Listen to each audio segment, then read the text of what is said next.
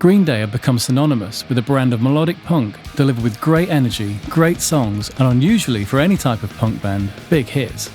Dookie was their first major label release, packing in 5 hit singles: Longview, Welcome to Paradise, Basket Case, When I Come Around, and She.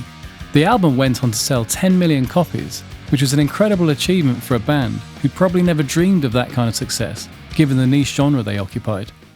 Years before Dookie, they had enjoyed increasing success for an underground punk band signed to an independent label. Kerplunk was released in '92, with the band touring the record extensively, even venturing overseas to Europe, helping the record sell 50,000 copies in the US, which soon alerted the majors to their obvious potential.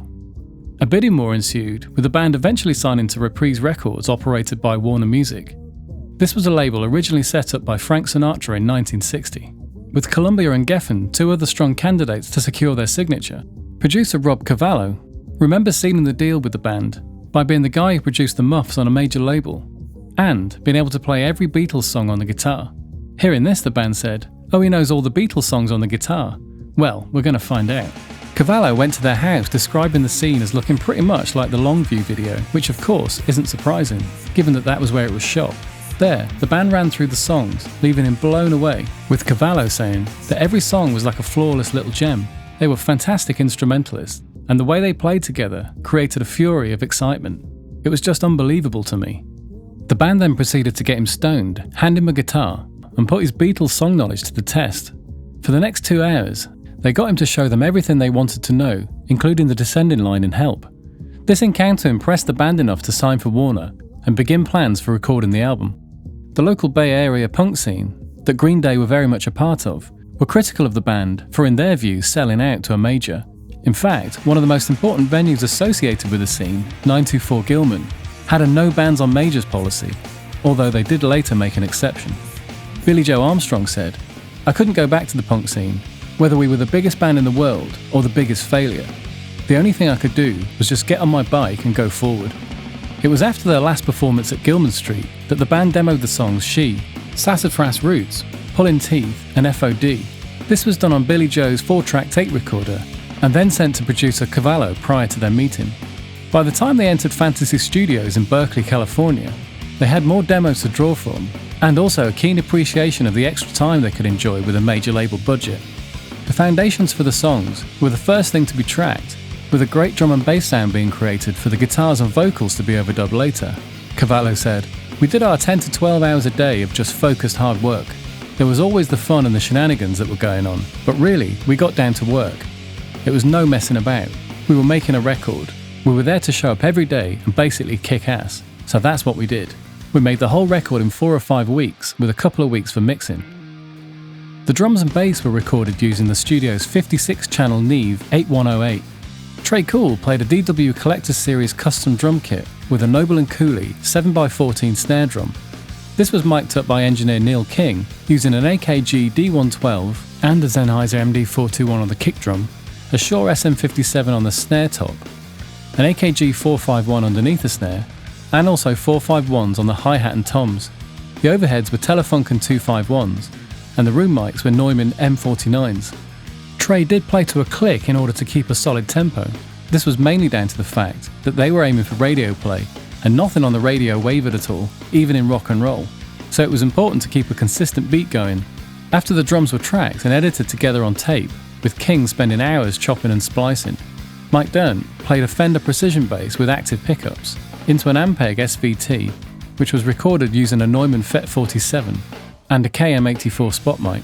Once the rhythm tracks were recorded, King bounced basic tracks down to a 24-track reel. They then set up camp in Studio B to track vocals and guitar overdubs, using the Trident 80B console. For guitars, Billy Joe used his iconic Fernandez Strat, detuned a semitone. This was an old heavy metal trick that gave the tone a really nice low end. Known simply as Blue, this Strat copy was given to him on his 10th birthday, and the official model name is Fernandez The Revival RST50, and still uses it to this day. It was later modified by adding a Seymour Duncan humbucker in the bridge position, but this wasn't done until after the recording of Dookie. The first humbucker to be put in the guitar was reportedly a Bill Lawrence pickup, commonly believed to be an L500XL model, with blades instead of pole pieces. He played in the control room into a Marshall cabinet set up in the live room. with a Shure SM57 and a Sennheiser 421 a few inches from the cones. They also had a Neumann U87 about 15 feet back. The amp was a Marshall 100-watt Plexi Super Lead that producer Rob Cavallo had provided for the band during the album's recording.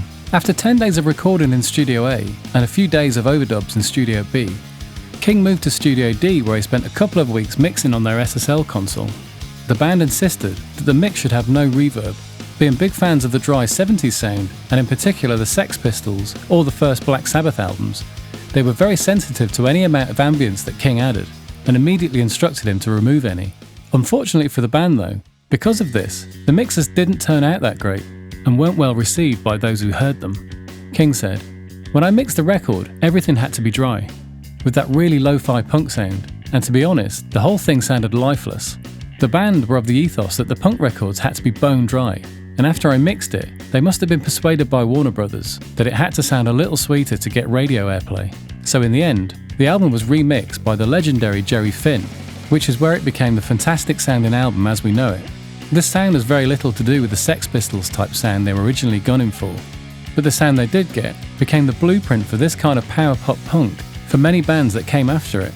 Dookie was released on the 1st of February 1994 to little fanfare, until the release of the single Longview later on in the month began to attract a lot of attention, pushing it to number 12 on the Billboard charts.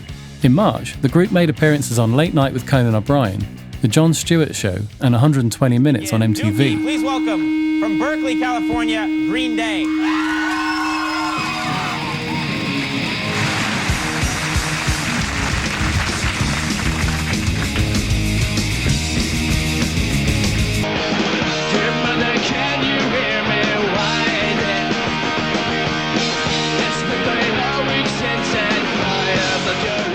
After that, the sales of Dookie really got going, peaking at number 2 on the Billboard 200.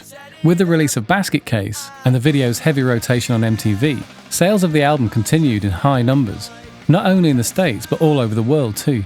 This success earned them a set at Woodstock '94, where Billy Joe infamously joined in a mud fight with the audience.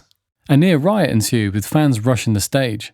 Mike Dunn even got tackled by a security guard, which knocked one of his teeth out.